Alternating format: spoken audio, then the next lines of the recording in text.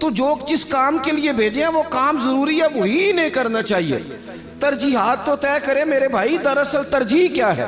حضرت طلحہ رضی اللہ تعالیٰ عنہ فرماتے ہیں ایک بدو حضور کی بارگاہ میں آیا، سادہ بندہ، بال بکھرے ہوئے، حالت بڑی پراگندہ، مشکات میں حدیث ہے۔ اس نے آن کر کے عرض کی یا رسول اللہ صلی اللہ تعالیٰ علیہ وسلم، حضور مجھے بتائیے اسلام کیا ہے، اسلامی احکامات بتائیں۔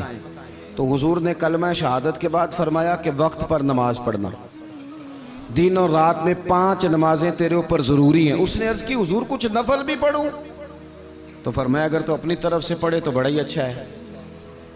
اس نے کہا اس کے بعد فرمایا سال میں 1 مہینے کے روزے رکھنا۔ عرض کی حضور کچھ نفلی بھی رکھوں؟ فرمایا رکھے تو بڑا بہتر ہے۔ پھر فرمایا حج فرض ہو جائے تو پہلی فرصت میں کرنا۔ حضور کچھ ساتھ نفلی بھی کروں؟ فرمایا کرے تو اچھا ہے۔ پھر فرمایا زکوٰۃ دے، زکوٰۃ۔ اس نے عرض کی یا رسول اللہ صلی اللہ تعالیٰ علیہ وسلم کچھ نفلی صدقات بھی کروں؟ فرمایا کرے تو بڑا اچھا ہے۔ اس نے یہ باتیں سن کے نہ صرف فرائض کی تعلیم دی، فرائض کی۔ آج جو خطیب مجھے اور آپ کو نکتے سنائے ہم توجہ سے سنتے ہیں، اور اگر فجر میں امام صاحب وضو کے مسئلے بتائیں تو کہتے ہیں ایڈا عالم ہی نہیں۔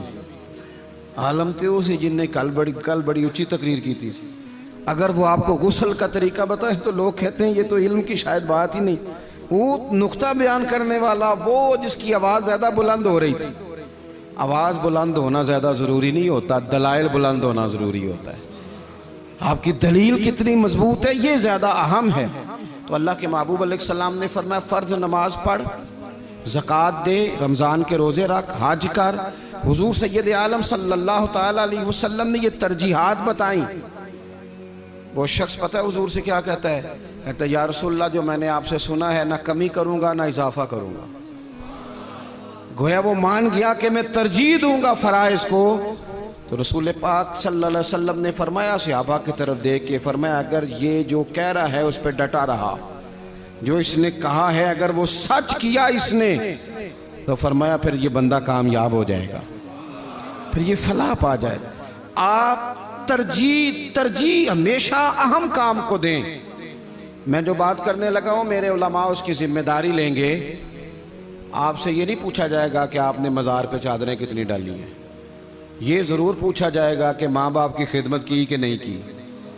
تو جو ترجیح ہے مزار پہ چادر ضرور ڈالیں، منع نہیں، پر یہ کہ وہاں وقت پہ جانا، وہاں ڈیوٹی ٹھیک کرنا اور اماں ابا گھر میں پریشان ہو۔ رسول کائنات صلی اللہ علیہ وسلم کی خدمت میں ایک صحابی حاضر ہوئے،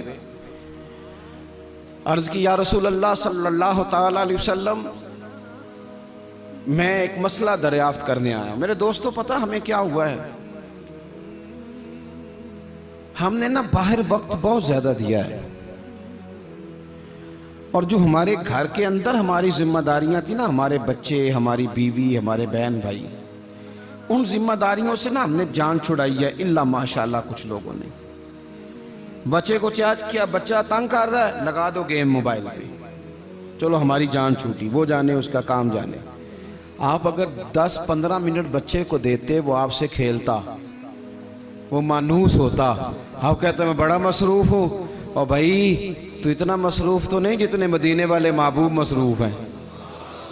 لیکن رسول پاک کے تو کندھوں پہ امام حسن چڑھ کے سواری کیا کرتے تھے، حضور کی تو گود میں امام حسین کھیلا کرتے تھے۔ حضرت ابو ہریرہ کہتے ہیں میں نے دیکھا ہے کہ حضور نے ان کے بازو تھامے، انہوں نے پیر پہلے حضور کے مقدس قدموں پہ رکھے، پھر انہوں نے اپنے قدم مبارک حضور کی مبارک پنڈلیوں پہ رکھے، پھر ٹخنوں پہ رکھے، پھر پیٹ پہ رکھے، پھر حضور کی زبان چوسنی شروع کر دی۔ تو کیوں وقت نہیں دے رہا اپنے بچوں کو؟ کیوں نہیں ہم وقت دے پاتے اپنے نواسوں کو، نواسیوں کو، پوتوں اور پوتیوں کو؟ وہ جو ہمارے لیے ضروری تھا وہ ہم سے مانوس ہونے کی بجائے کسی بد عقیدہ سے جا کے مانوس ہو جاتے ہیں۔ پتہ تب چلتا ہے جب سارا عقیدہ بگڑ جاتا ہے۔ اپنے گھر کے اندر جو ذمہ داریاں ان کو ترجیح دیں۔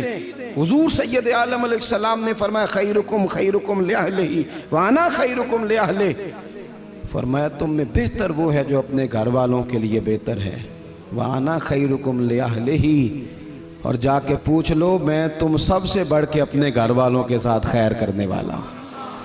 ترجیح دیں۔ ایک صحابی آئے عرض کرتے ہیں یا رسول اللہ صلی اللہ علیہ وسلم میری بیوی پہ حج فرض ہے، وہ حج کرنے جا رہی ہے، یہ سیاستہ میں حدیث موجود ہے، اور میرا نام ایک غزوے میں لکھ دیا گیا ہے، میں جہاد کے لیے جا رہا ہوں، نام میں نے لکھوا لیا ہے، حکم میرے لیے کیا ہے؟